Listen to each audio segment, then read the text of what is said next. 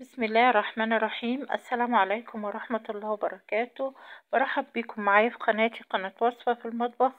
النهاردة إن شاء الله معانا طبق خفيف جدا جدا ومحبوب من كل الناس.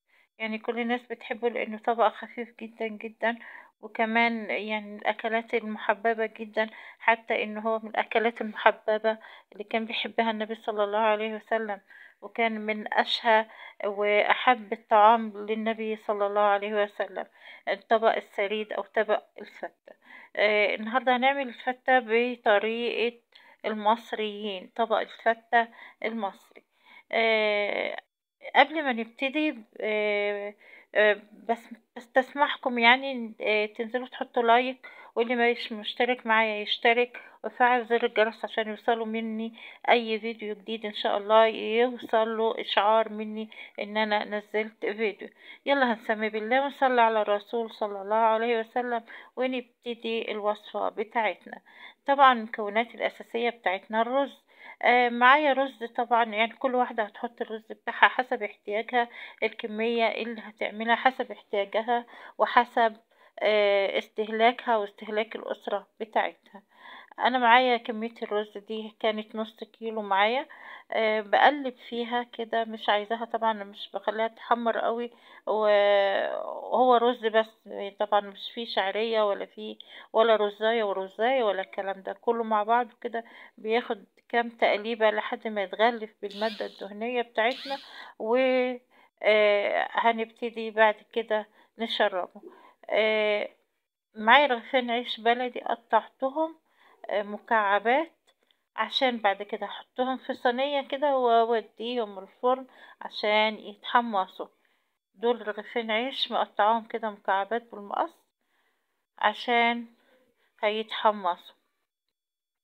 رجعت تاني للرز وهشربه.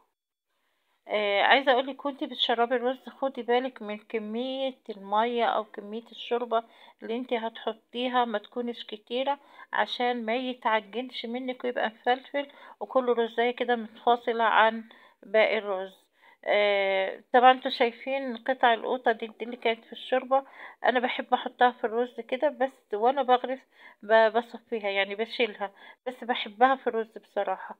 بحب احط القوطة بتاعت الشوربة، بحب احطها في الرز، بتديله طعم حلو. آه نزلت معاكم كده زي ما انتوا شايفين للنار، وطيتها جدا جدا وعشان الرز يستوي براحته. سبت الرز طبعا شوية، بعدين كشفت على الحلة ورحت عشان ابص على الرز.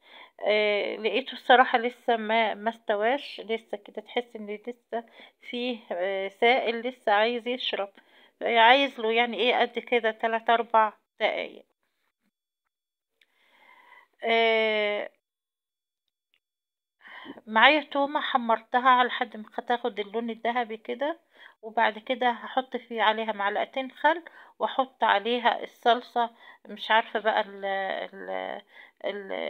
الفيديو ده راح فين، مش عارفة، لكن هو ده اللي حصل. حمصت العيش زي ما انتوا شايفين شكله جميل جدا واخد لون ذهبي. وبعد كده هبتدي اسقسقه كده بشوية شوربة صغيرين، والكلام ده قبل ما اغرف على طول يا جماعة، مش قبلها بكتير، عشان خاطر العيش ما يتعجنش معايا ويبقى معجن، عشان يبقى ماسك نفسه كده ومقرقش. الصلصة زي ما انتوا شايفين اهو، هتتسبك وهزودها بشوية شوربة، وبعد كده هاخد من الصلصة واحط على العيش، ابل العيش عشان خاطر ياخد طعم الصلصة وطعم الثوم. شايفين زي ما انتوا شايفين كده، واوريكم القوام.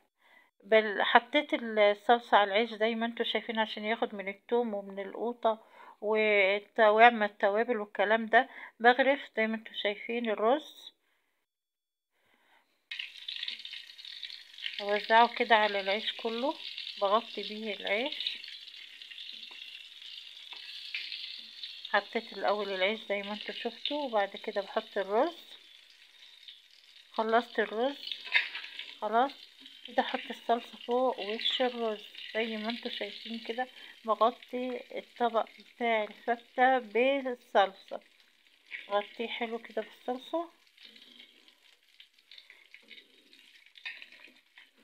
وصلت معايا لحد هنا، لايك واشتراك وتفعيل زر الجرس، واعملي لي كومنت حلو.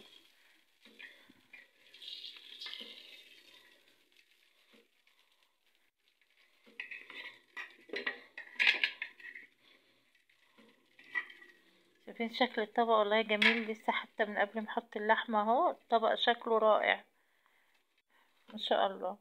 والريحة بتاعة الصلصة خرافة، جميلة جدا. الرز طبعا مفلفل مش معجن ولا اي حاجة. هحط اللحمة على وش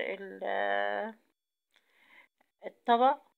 طبعا اللحمة دي يا جماعة انا محمرتهاش، عشان يعني كل واحد وليه او كل اسرة ليها مزاج في الاكل.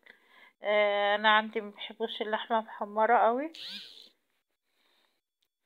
فما حمرتهاش. لكن انتي عايزة تحمريها حمريها، عايزة تحطيها في الفرن حطيها. انا عندي اللحمة يدوب مطلعاها يدوب كده من الشوربة، يعني هي طالعة من الشوربة. زي ما انتوا شايفين حطيت اللحمة على وش الطبق،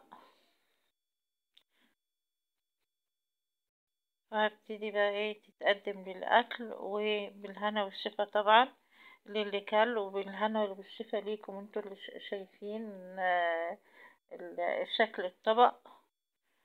آه، يلا قومي وشجعي واعملي طبق الفتة ده، حتى والله لو من غير لحمة هيبقى حلو قوي. ولو انت شايفة ان الطبق حلو وكويس وشايفة ان طريقتي كويسة، حطيلي لايك واشتراك وفعلي زر الجرس. لو انت شايفة ان القناة تستاهل. عايزة اقولك ان القناة بتاعتي الخطة بتاعتها خطة اقتصادية جدا جدا. يا جماعة انا بعمل معاكم وصفات اقتصادية جدا وغير مكلفة جدا.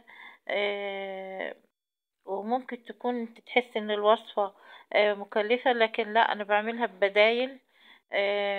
مش بحط حاجة غالية ولا بحط حاجة آه، يعني تكلفك كتير. مش بحط حاجة ممكن تكون مش موجودة عندك. لا، انا بعمل وصفات اقتصادية جدا. الهدف من القناة كله على قد الايد، مفيش حاجة تكون بعيدة عنك ولا مش في متناول ايدك.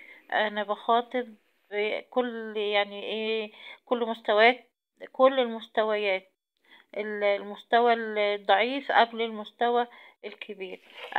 كمان عايزة اقولك ان احنا ان شاء الله في الفترة اللي جاية دي ان شاء الله هنعمل مع بعض تصور لميزانية في خلال اسبوع، وتصور لميزانية في خلال شهر. وهنشوف ازاي ان احنا نتعامل مع بعض ميزانيات قليلة جدا جدا، وازاي ان احنا نوصل مع بعض لبر الامان في الظروف الصعبة دي. آه، الظروف الاقتصادية طبعا كلنا بنمر بيها وصعبة جدا، ومش عارفين هنعمل ايه، وممكن بيبقى قلق شديد، وحاسين بالتعب، وحاسين بان احنا مش عارفين هنعمل ايه النهاردة، هناكل ايه النهاردة، هنعمل ايه. طب انا في ايدي ايه وفي ايدي كام، وايه اللي هيكفي وايه اللي مش هيكفي. ان شاء الله انا معاكم باذن الله تعالى وبفضل الله تبارك وتعالى. ان شاء الله في خطة وفي تصور وفي دراسة للموضوع ده، بحيث ان احنا ان شاء الله القناة يكون لها هدف اقتصادي، آه، يعني وتدبير ان احنا اللي في ايدينا يكفينا.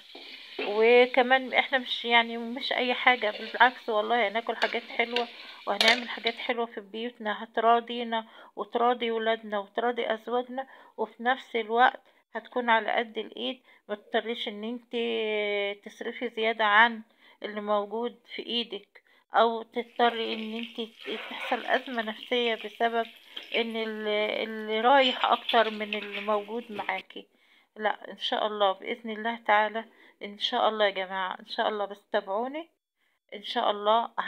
يعني في تصور، تصور بالفعل موجود، بس تابعوني عشان اشجع واقدم الحاجات دي، يعني نوصل مع بعض لبر الامان. بتمنى منكم آه الخير، وبتمنى ليكم الخير، وبتمنى لكم الراحة النفسية. وإن شاء الله المرة الجاية في الفيديوهات اللي جاية إن شاء الله تكون أحسن بكتير إن شاء الله، وتلاقوا فيها كل حاجة حلوة تسعدكم. إلى اللقاء في الفيديو القادم إن شاء الله. دمتم في أمان الله ورعايته، والسلام عليكم ورحمة الله وبركاته.